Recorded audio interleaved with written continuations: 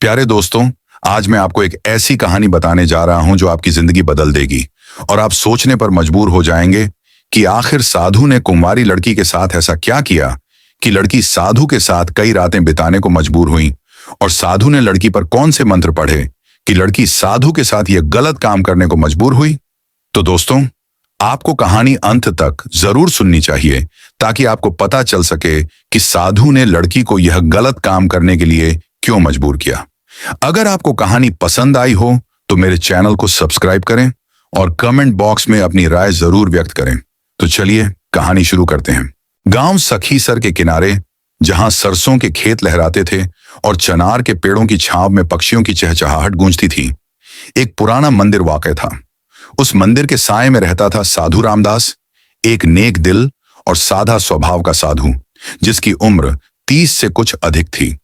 उसकी लंबी दाढ़ी, गहरी आंखें और शांत मुस्कान हर दिल को अपनी ओर खींचती थी। वह दिन भर मंदिर की सेवा करता, लोगों के दुख सुनता और उन्हें दुआओं के जरिए सुकून देता। गांव वाले उसे सम्मान की नजर से देखते और उसकी बातों को भगवान का संदेश समझते। दूसरी ओर गांव के बीच में एक छोटा सा घर था जहां सितारा रहती थी। सितारा एक ऐसी लड़की थी जिसकी खूबसूरती की धूम पूरे गांव में थी। उसकी बड़ी बड़ी आंखें झीलों की तरह गहरी थीं और उसकी मुस्कान ऐसी थी जैसे सूरज की किरणें जमीन पर उतर आई हों। वह एक कार लड़की थी जो गांव के दस्तकारों के साथ मिलकर रंग बिरंगे कपड़ों पर कढ़ाई करती और अपनी मेहनत से अपने परिवार की मदद करती।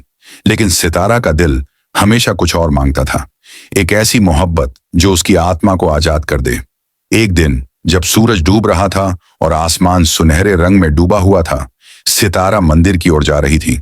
उसके हाथ में एक छोटी सी टोकरी थी जिसमें फूल और कुछ दिए थे। वह हर महीने की 15 तारीख को मंदिर जाती और वहां दुआ मांगती कि उसकी जिंदगी में सुकून और मोहब्बत आए। जब वह मंदिर के आंगन में दाखिल हुई तो उसकी नजर रामदास पर पड़ी, जो एक पुराने पीपल के नीचे बैठा ध्यान लगा रहा था। उसकी आंखें बंद थीं और उसके चेहरे पर एक अजीब सी चमक थी। सितारा ने उसे देखा और उसके दिल में एक अजीब सी हलचल हुई। रामदास ने आंखें खोली और उसकी नजर सितारा से मिली। वह एक पल के लिए जैसे समय ठहर गया। सितारा ने शर्माकर नजरें झुकी और अपनी टोकरी से फूल निकालकर मंदिर के मूर्ति के सामने रख दिए। रामदास चुपचाप उसे देखता रहा। उसने सितारा को पहले भी गांव में देखा था, लेकिन आज उसकी मौजूदगी में कुछ अलग था। शायद यह उसकी आंखों की गहराई थी या उसकी सादगी जो रामदास के दिल को छू गई। तुम हर महीने यहां आती हो बेटी? रामदास ने नरम लहजे में पूछा। सितारा ने चौंक कर उसकी तरफ देखा। जी साधु जी, मैं यहां दुआ मांगने आती हूं। उसकी आवाज में एक अजीब सी शर्मिली मिठास थी। और तुम क्या मांगती हो? रामदास ने मुस्कुराते हुए पूछा। सितारा ने एक पल के लिए सोचा, फिर बोली, मैं मांगती हूं कि मेरा दिल सुकून पाए, कि मेरी जिंदगी में कोई ऐसा हो जो मेरी आत्मा को समझे। रामदास ने गहरी सांस ली और कहा, सच्चे दिल से मांगी हुई दुआ कभी खाली नहीं जाती। उस दिन के बाद सितारा का मंदिर आना बढ़ गया। वह हर हफ्ते फूलों की टोकरी लेकर आती और रामदास से बातें करती। रामदास उसे गांव के लोगों की कहानियां सुनाता और सितारा उसे अपने सपने बताती। दोनों के बीच एक अजीब सा रिश्ता बनने लगा, एक रिश्ता जो दोस्ती से आगे बढ़ रहा था, लेकिन दोनों उसे नाम देने से डर रहे थे। गांव वालों की नजरें अब उन पर पड़ने लगीं। एक साधु और एक युवा लड़की की यह नजदीकी लोगों को अजीब लगती थी। गांव के रीति रिवाज सख्त थे। एक साधु का सांसारिक रिश्तों से दूर रहना जरूरी माना जाता था और सितारा की शादी के लिए गांव के बुजुर्गों ने पहले ही कई रिश्ते देखना शुरू कर दिए थे। लेकिन रामदास और सितारा के दिल अब एक दूसरे के लिए धड़कने लगे थे। एक रात जब सितारा मंदिर से वापस जा रही थी, गांव के कुछ लोगों ने उसे रोक लिया। सितारा, तुम साधु के साथ ज्यादा समय बिताती हो, यह अच्छा नहीं है। गांव के रीति रिवाज तोड़ना पाप है, एक बूढ़े ने कड़वे लहजे में कहा। सितारा ने सिर झुका लिया और चुपचाप घर चली गई, लेकिन उसके दिल में एक तूफान उठ रहा था। वह रामदास से प्यार करने लगी थी और यह मोहब्बत उसे कमजोर नहीं बल्कि मजबूत बना रही थी। दूसरी ओर रामदास भी अपने दिल की हलचल से परेशान था। वह एक साधु था, उसने सांसारिक इच्छाओं से किनारा कर लिया था, लेकिन सितारा की मासूमियत और उसकी बातों ने उसके दिल में एक नई रोशनी जगा दी थी। वह रात भर जागता और भगवान से दुआ मांगता कि उसे सही रास्ता दिखाया जाए। सखीसर का गांव अब रामदास और सितारा की बढ़ती नजदीकियों की चर्चाओं से गूंज रहा था। मंदिर के आंगन में उनकी बातें, सितारा की हंसी और रामदास की गहरी नजरों ने गांव वालों के दिलों में शक पैदा कर दिए थे। गांव के रीति रिवाज खड़े थे। एक साधु का सांसारिक रिश्तों से दूर रहना जरूरी था और एक युवा लड़की का एक साधु के साथ इतना समय बिताना अस्वीकार्य माना जाता था। लेकिन रामदास और सितारा के दिल अब एक दूसरे के लिए धड़क रहे थे और ये धड़कनें उन्हें हर रीति रिवाज के खिलाफ बगावत पर मजबूर कर रही थीं।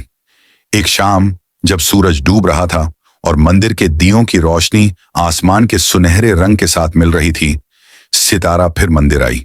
इस बार उसके हाथ में फूलों की टोकरी नहीं थी, बल्कि उसका दिल एक अजीब से बोझ से दबा हुआ था। वह रामदास के पास पीपल के पेड़ के नीचे बैठी और चुपचाप उसे देखती रही। रामदास उसकी खामोशी को समझ गया। उसने नरम लहजे में पूछा, सितारा, तुम्हारा दिल क्यों भारी है? सितारा ने गहरी सांस ली और अपनी आंखें उठाकर रामदास से कहा, साधु जी, मुझे नहीं पता यह कहना ठीक है या नहीं, लेकिन मेरा दिल आपके बिना अधूरा सा लगता है। जब से मैं आपसे मिली हूं, मेरी दुआएं बदल गई हैं। अब मैं सुकून नहीं, बल्कि आपके साथ हर पल मांगती हूं। रामदास के दिल में एक तूफान सा उठा। वह एक साधु था। उसने अपनी जिंदगी भगवान की सेवा और गांव वालों की भलाई के लिए समर्पित की थी। लेकिन सितारा की बातों ने उसके दिल में ऐसी आग जलाई थी जो बुझ नहीं रही थी। उसने अपनी आंखें बंद की और एक पल के लिए चुप रहा। फिर अपनी गहरी आवाज में बोला, सितारा, तुम्हारा दिल सच्चा है और सच्चाई से बड़ी कोई ताकत नहीं। मैं भी तुम्हारे बिना खुद को अधूरा पाता हूं, लेकिन हमारा यह रिश्ता गांव के रीति रिवाजों के खिलाफ है। सितारा की आंखों में आंसू चमक उठे। तो क्या हम अपने दिल की बात को दबा दें? क्या प्यार पाप है? रामदास ने उसकी तरफ देखा और कहा, प्यार कभी पाप नहीं होता, लेकिन उसे निभाने का रास्ता आसान नहीं होता। उस रात दोनों ने एक दूसरे से अपने प्यार का इकरार कर लिया। यह इकरार उनके दिलों को हल्का कर गया, लेकिन साथ ही उनकी जिंदगी में एक नई लड़ाई की शुरुआत भी हो गई। सितारा के घर वालों को जब उसकी रामदास से मुलाकातों का पता चला तो उन्होंने उसे सख्ती से मना कर दिया। सितारा के पिता रामलाल एक पारंपरिक व्यक्ति थे जो गांव के रीति रिवाजों को बहुत मानते थे। उन्होंने सितारा से कहा, तुम एक साधु के साथ ऐसी बातें करती हो? क्या तुम हमारी इज्जत को मिट्टी में मिलाना चाहती हो? सितारा ने अपने पिता से विनती की, बाबा, रामदास एक अच्छे इंसान हैं। वे मेरी बातें समझते हैं। मैं उनसे प्यार करती हूं। यह सुनकर रामलाल गुस्से से आग बबूला हो गए।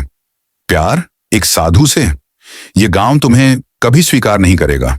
हमने तुम्हारी शादी के लिए रिश्ता तय कर लिया है। कल जमींदार हरिराम का बेटा मोहन तुम्हें देखने आएगा। सितारा के दिल पर जैसे बिजली गिर गई। वह मोहन को जानती थी, एक घमंडी और स्वार्थी व्यक्ति जो अपनी दौलत और ताकत पर नाज करता था। उसने रात भर अपने कमरे में आंसू बहाए और दुआ मांगी कि भगवान उसे इस मुश्किल से बाहर निकाले। दूसरी ओर रामदास भी अपने दिल की उलझन से जूझ रहा था। वह रात भर मंदिर के आंगन में टहलता रहा और भगवान से पूछता रहा कि उसे क्या करना चाहिए। उसने अपनी जिंदगी भगवान की सेवा के लिए समर्पित की थी, लेकिन सितारा के प्यार ने उसे एक नए रास्ते की ओर खींच लिया था। वह जानता था कि अगर उसने अपने प्यार को चुना तो उसे अपना साधु का दर्जा छोड़ना पड़ेगा। लेकिन क्या वह इस बलिदान के लिए तैयार था? अगली सुबह जब मोहन अपने परिवार के साथ सितारा के घर आया तो सितारा ने साफ इनकार कर दिया। उसने कहा, मैं किसी और से शादी नहीं कर सकती। मेरा दिल किसी और का है। उसकी यह बात गांव में आग की तरह फैल गई। गांव की पंचायत ने तुरंत बैठक बुलाई और रामदास को बुलाया। पंचायत के मुखिया बाबा गणेश दास ने रामदास से सख्त लहजे में कहा, रामदास, तुम एक साधु हो। तुम्हारा काम गांव की भलाई और भगवान की सेवा है, न कि किसी लड़की के साथ प्रेम की बातें करना। अगर तुमने यह सिलसिला बंद नहीं किया तो हम तुम्हें मंदिर से निकाल देंगे।